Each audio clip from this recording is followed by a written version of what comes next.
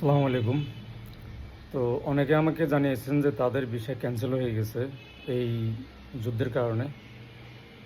তো মানে যেদিন হচ্ছে যুদ্ধ শুরু এবং যাদের ভিসার মেয়াদ আর একদিন ছিল, এরা এয়ারপোর্টের থেকে রিটার্ন আসছে এবং এরপর থেকে ভিসার মেয়াদ নেই। তারা কি করবেন? ইভেন এর আগে অনেকে আছে যে আপনার এজেন্টের কারণে ফ্লাইট দেরিতে দিয়েছে এবং সেগুলা আপনার ওই ভিসা ক্যান্সেল হয়ে গেছে। এখন এই অবস্থায় কি করা যায়?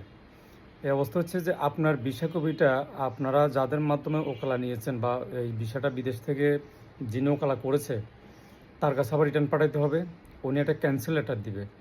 সেই ক্যান্সেল লেটার দিয়ে আবার আপনার এই যত কাগজপত্র আছে অফিসিয়াল সব কিছু আবার এম্বাসিতে জমা করলে এই ভিসাটা ক্যান্সেল হয়ে যাবে।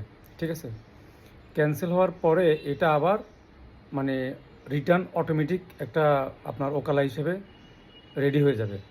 তো রেডি হলে সেই পাসপোর্টে আবার আপনার ওই পাসপোর্ট নাম্বারে আগের যেভাবে ভিসা লাগছিল ঠিক সেভাবে ভিসা লাগবে। ঠিক আছে? তো এতে করে কিছুটা খরচ হবে, হয়তো সেখানের মানে 200 রিয়াল, বাংলার 6,000 টাকার মতো খরচ পড়তে পারে। এটুকুই, এর বেশি না। ঠিক আছে? তো আশা করি বুঝতে পেরেছেন। ধন্যবাদ।